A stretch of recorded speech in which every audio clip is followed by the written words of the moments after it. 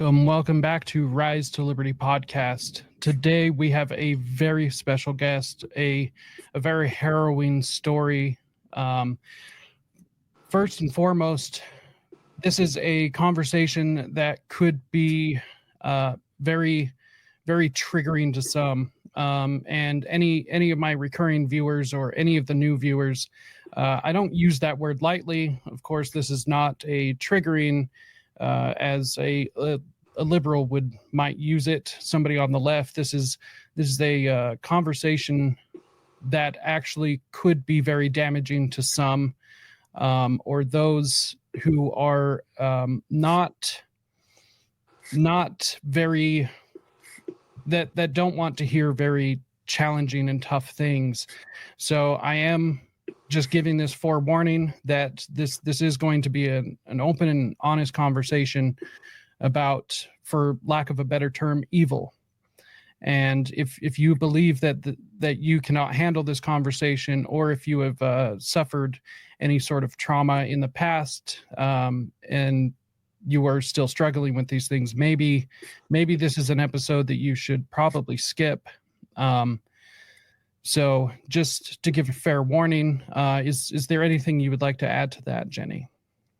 Well, so many people who have been victims of these types of crimes are in what we call cognitive dissonance anyway, that I always kind of trust that if somebody comes across this material and they're not ready to consciously hear it, they'll dissociate anyway. So right. I don't waste too much time worrying. And I trust too that people will be guided to these shows who need to hear them. Right. So that's kind of how I comfort myself, because I don't want to cause anybody pain. Right. All right. Well, with that, we will get into it.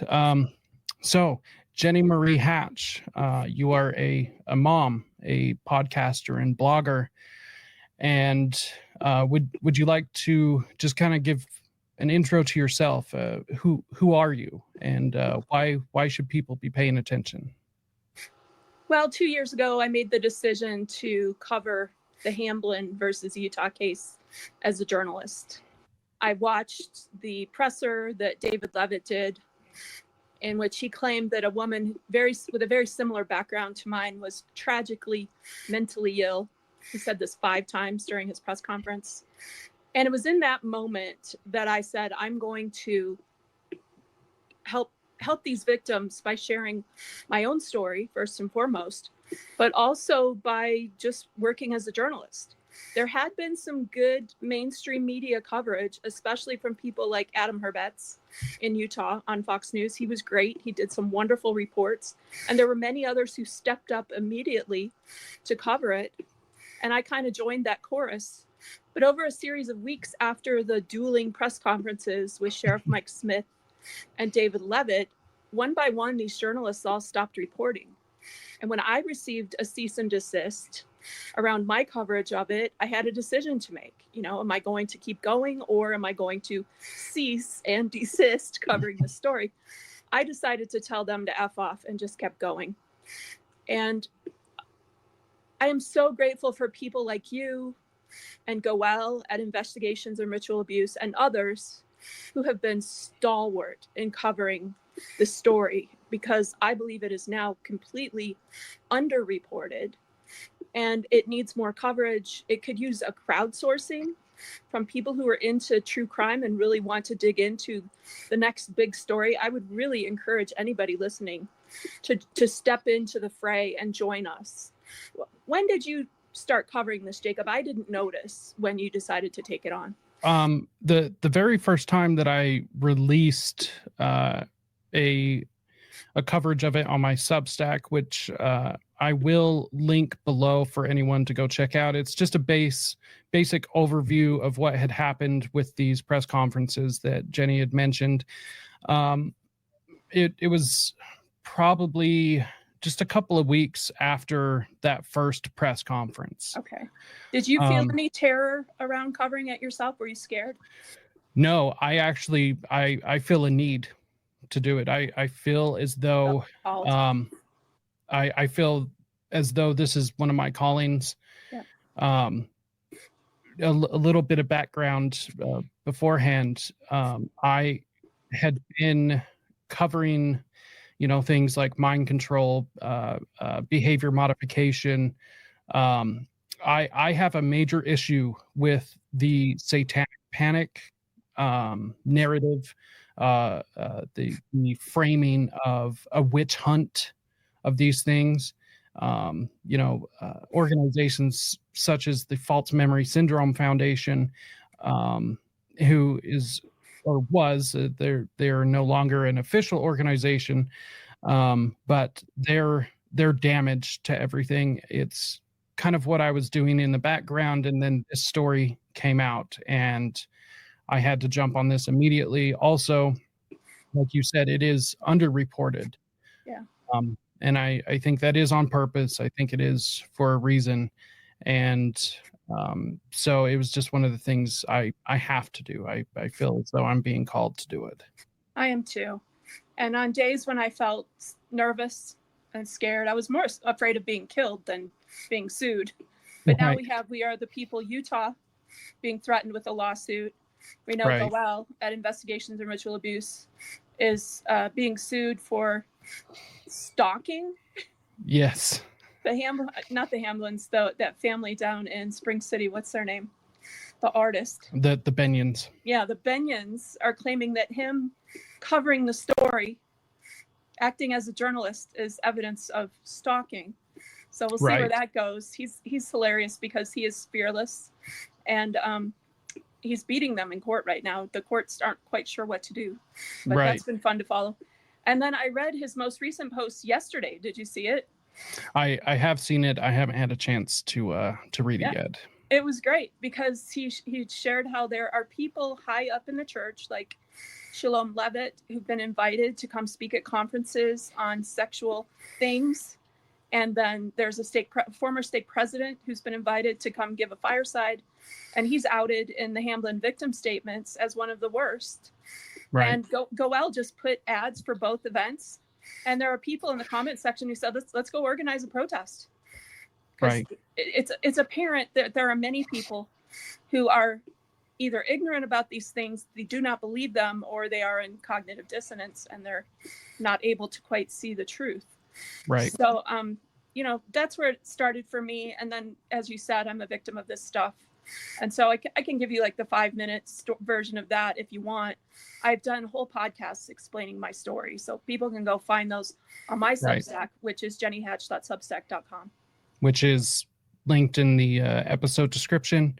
Yeah. There are some things that I'll have to add after, but just check the episode description. I will make sure that everything is linked over there. So one thing I would like to bring up. So you are LDS, correct? And you were raised in the LDS church, correct? I consider myself third generation because although my parents joined the church when they were teenagers, my mom was 10 and my dad was 17 when they joined. Both sets of grandparents eventually joined and went to the temples. So I consider myself third generation. My dad was a full-time seminary teacher in Star Valley, Wyoming for 3 years. And my parents were all in with the gospel. And was your family religious before, or? Oh, yeah. My grandmother raised 7 children, my maternal grandmother, and she moved a lot because my grandfather was in the military. And so every time they moved to a new location, she would send the children to the church where they could walk that was closest to where their house was. It just so happened that when they moved to Riverside, California, the closest church was an LDS church. So that was the beginning for my mother. And what decade were we talking about? My mom was born in 1941. My dad was born in 1936. He joined the church because his older brother had joined and told him there were some really good looking girls at the local congregation. You should come check them out. So, well, he's definitely not wrong. So there are very good looking people on both sides of that aisle. So I'm not sure if that's exclusive to the LDS church, but it is very true. Utah and surrounding states, I think, have very, very good looking people, all things considered. Well, he grew up in Detroit, and so it was a small branch. in Detroit. Most of the members in Michigan have ties to the Right. West, and other things bring them to Detroit. But my dad's, Right. third generation Detroiter. So yeah, let's go through, I guess, a quick synopsis. I do encourage any listener to go and find these episodes where Jenny does get into her story. They are a difficult listen, but in my opinion, I think it's a very necessary thing, especially if this is a topic that anyone plans on championing. If it's something that you would like to help the movement or anything, victim or survivor stories are I would say necessary, although I don't quite like that word. They are very important, so I would encourage anyone to go listen to that. And once again, it will be linked in the episode description. So, well, these stories are important because as childhood victims, pretty much all we have is our memories. And especially if they're fuzzy or we were little children, pre-verbal children, all we have to go on are these nudges from our own minds with Right. no evidence, almost no evidence. And so almost impossible to prosecute. And I think that's some of the problem with what you're seeing in this Hamblin case, that it was dismissed without prejudice, which means the judge said, hey, there's something here. And down the road, if more evidence comes forward, we'll open it back up. But for now, we just have to dismiss it. That's what happened to them. And then you had a couple of more victims show up in the form of Tobias Schroeder and Emily Sheets, who claim that David Hamblin messed with them in a most disgusting way. And so they reopened the case. And it's been incredible watching how the machine, the legal machine in Utah has bent over backwards not to prosecute David Hamblin and his former wife, Roselle. So that's been horrifying for me as a victim to watch, because when we heard they were arrested, we're thinking, oh man, we're going to be in court next week and we're going to get a conviction and that's it. It's been it's going on 3 years. So it's been frustrating to watch. And I don't have any hope that I will get any sort of justice for my situation. I'm 56. Most of the people who mess with me are dead, including my own father. And so I share my story just to be a beacon of light to anybody else who's interested in learning more about how this works. And really, my heart is with anyone who is struggling. Maybe you're feeling suicidal, depressed, but you don't know why. And you suspect that you are maybe a victim of some of this stuff. I hope that something I share in this next few minutes will be helpful to you, because you are the one I'm the most concerned about. In the eternities, we will get perfect justice at the judgment bar of God, when all things will be revealed and Heavenly Father will dole out his punishment. And so I'm looking forward to that. But wouldn't it be great if we had a little bit of justice here in our earthly courts? That would be a big win for everybody who's been a victim of this. So just a quick version of my story. And there's a podcast I did on my Substack, which described, and I'll put a link to it in my own show page around this, how I feel about being an active, faithful member of the church, despite people in the church doing these things to me. It's one of my most trafficked posts, and I think it really digs in deep to how I can be a faithful Latter-day Saint, given the experiences I had as a child. So check that out. But basically, my parents are some of those who were seduced into the cult. They were not born into it. You have this thing about, somebody's 5-6 generations of this satanic network. That wasn't my parents. They were seduced and invited to come join, and they didn't know what they were joining. And somehow they were compromised. And you're seeing this with the Jeffrey Epstein and the Diddy stories, that these networks function by getting compromising material, whether they drug you or they get you high and they get you in a video or still photo situation where they're taking pictures of you having sex with a child or doing something heinous.